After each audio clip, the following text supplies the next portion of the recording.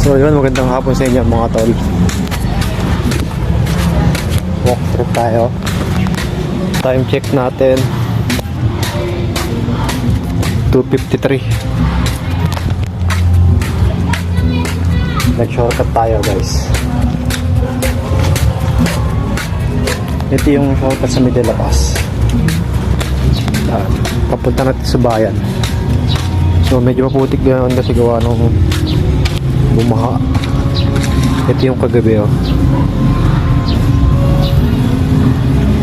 So yan, medyo maputik. Hindi pa nalilinis dito sa way na to. Pero okay lang kasi environment yan eh. Wala tayong magagawa.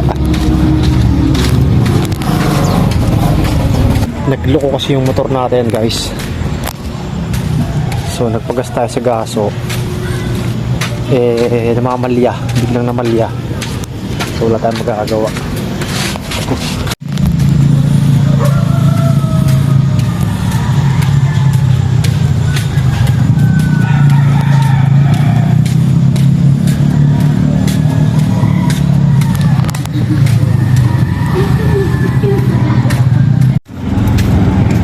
So yan guys, malapit tayo sa bayan, sa Evangelista Bridge. So napakabilis ng daan talaga doon dito. Makikita nyo guys yan, normal na naman yung una natin.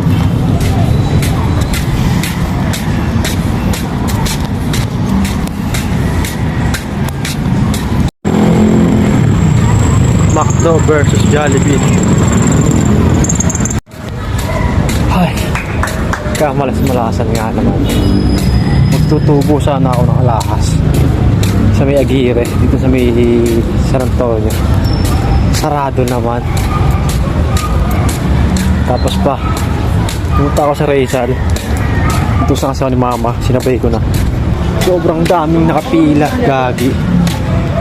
Puno lahat yung sa bilihan na sops ng sa festival ni Yossi, sa basket lane. Punong-puno, sobrang dami tao. Kaya yun, change option. Ibang ano lang tayo, ibang doming lang tayo bumili sa Medela Pass para may tinda ulit yung mama. Yan, balik ulit tayo. Doon tayo sa lakad, walk dito sa may Evangelista Bridge. Dito naman tayo Kalamandong bibili guys.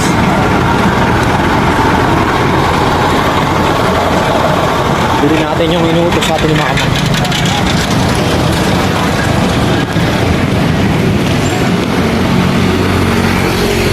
Lapit tayo sa may likuan, sa may horseshoe.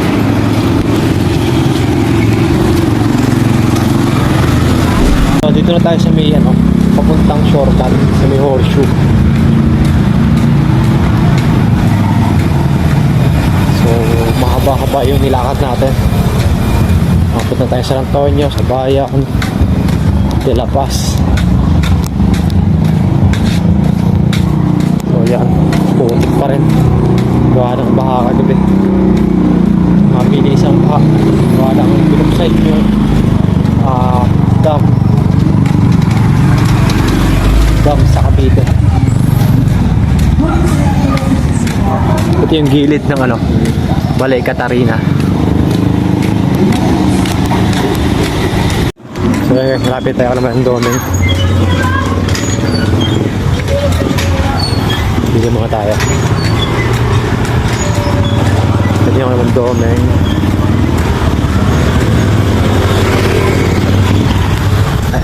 Bet naman doming. Let's go. Bili muna tayo. Kaya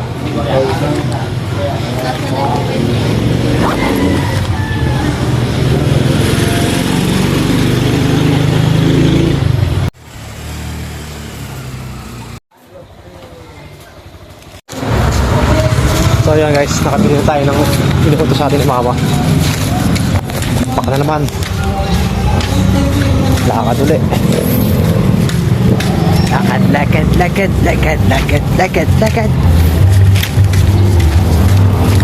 Paano guys? Babang lakad din ulit to, pero malapit lang naman din sabi ko. So paano? Ito ko natin tapusin ng video talaga. Let's go!